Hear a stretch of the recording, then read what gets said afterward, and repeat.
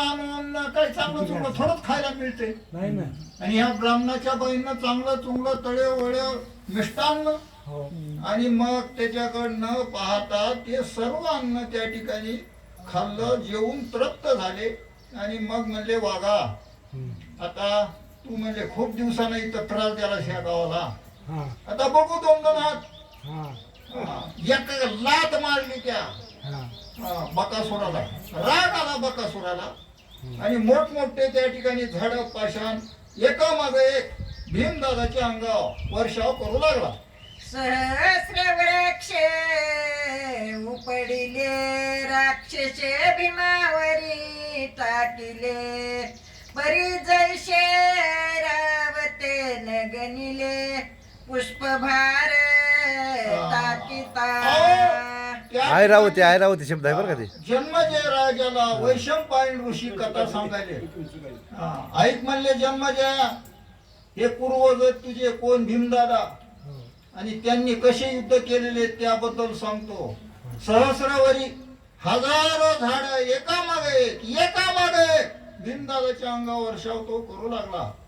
पण भीमदादा स्थिर जसे एखाद्या ऐरावत हत्तीवर फुलाचा वर्षाव करावा.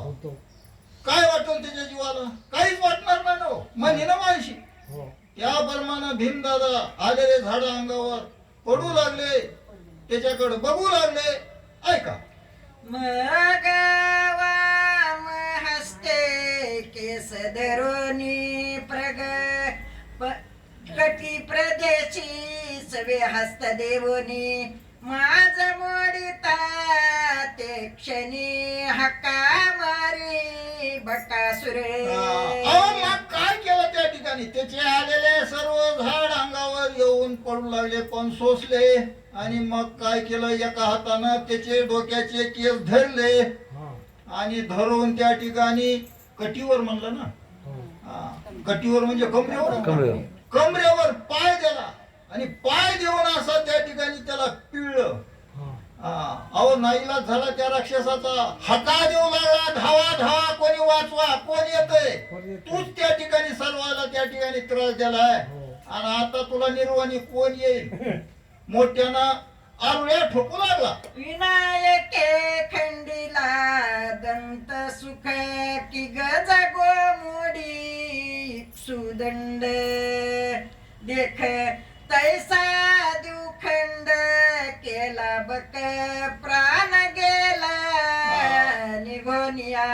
ज्याप्रमाणे त्या ठिकाणी त्या एखादा हत्ती आहे म्हणले, हत्ती आणि हत्तीनं ईश्वदंड काय म्हणलं, नाही धनुष्य बाण जसा ओढून असा तडाखा मोडते का तसा. ऊस जसा तोडावा हातीनं, ऊस मोडावा हातानं जसा ऊस हातीनं ऊस जसा मोडावा, हत्तीनं जसा ऊस जसा मोडावा, हा त्याला किती बळ लागत असते.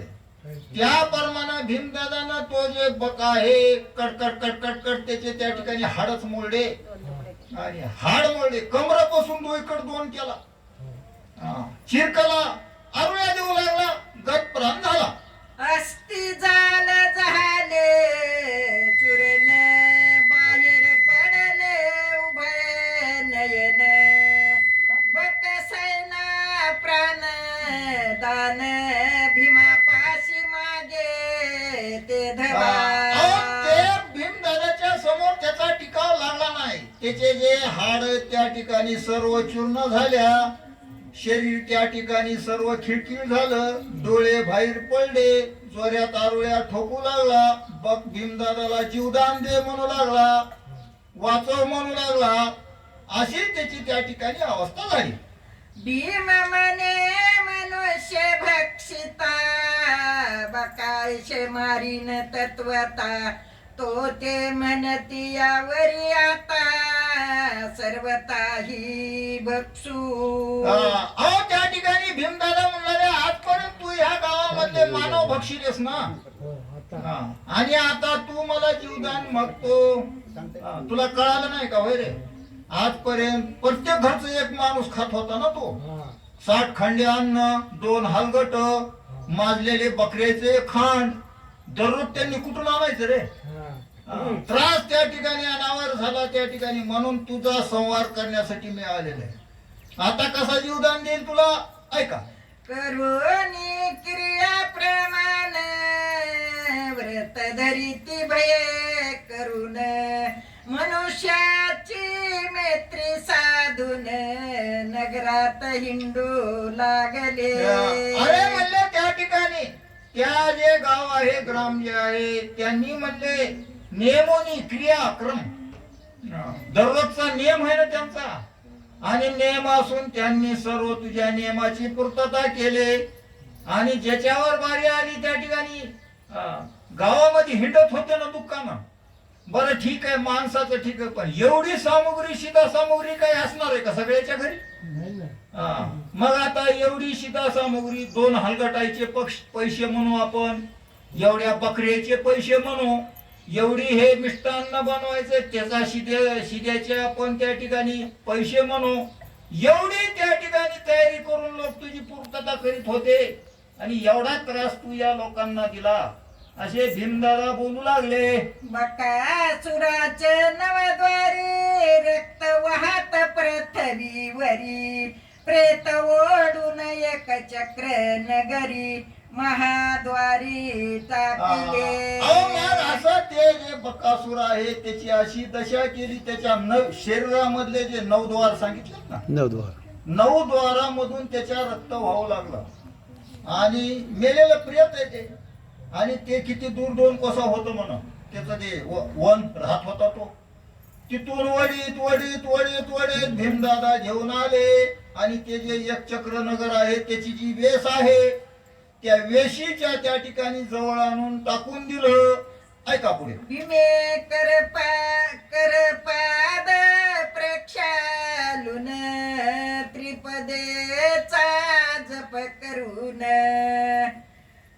नर उठती येऊन वंदे मात्र चरण बंधू वर्गा भेटला.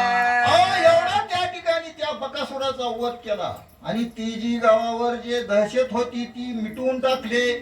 आणि मग हातपाय धुवून शुद्ध झाले आणि त्रिपदीचा जप केला. आणि जप करून आपले भाऊ आणि आई ज्या ठिकाणी ज्या ब्राह्मणाच्या घरी थांबले होते त्यांचं येऊन भीमदादांनी दर्शन घेतलं. घरच्या ग्रहस्थाशी न सांगत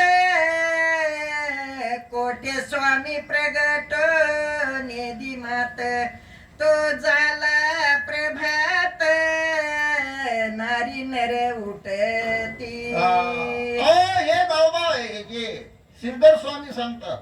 इकडं जन्मेजय राजाला वैशंपायन ऋषी सांगतात. जन्मेजय म्हणले हे रात्रीचा सर्व कार्यक्रम आहे. आणि मग सकाळी आले, गाव सामसूम आहे त्यावेळेस. आणि मग कोणला न कळू देता भीमदादा आणि ते जे सर्व त्यांचे भाऊ कुंती माता तिथून निघून गेले ना. नाही त्या ब्राह्मणाला म्हणतात की बाबा आता या रात्र आहे, हे मारलाय, वैरी मारलाय म्हणजे राक्षस मारलाय, हे कुणाला सांगू नको, हे मात बाहेर उडी होऊ देऊ नको. ठीक आहे. मग त्या ठिकाणी हे सर्वजण त्या ब्राह्मणाकडे आले. म्हणले देव बाप्पा हे म्हणले तुमचं गाव आज निर्भय केलं आम्ही आणि ते जे बकासूर आहे मारलाय म्हणले, पण ही गोष्ट कोणालाही सांगू नका, ही गावात कळू देऊ नका. काय आणखी करतात ऐकू. नगर द्वारी पडिले प्रेत लोक धावत्या संख्यात समस्त झाले आनंद भरीत म्हणती अद्भुत वर्तले. वर्तले. सकाळी उजाडलं आणि उजाडल्यानंतर मग त्या ठिकाणी जे नित्य कर्म आहेत, कोणी पाण्याला जात असेल नगराच्या बाहेर, कोणी कशाला जात, बापरे म्हणून लागले. ते काही लहान प्रियत असेल का त्याचं आवड हवेशीर असेल ना. नगर नागरिक नारी नर नारी बाहेर जाऊ लागले आणि नवल करू लागले. हे कस काय घडलं, अद्भुत वर्तले, न घडणारं घडलं. जिकडं तिकडं वार्ता पसरली. काय झालं आहे का.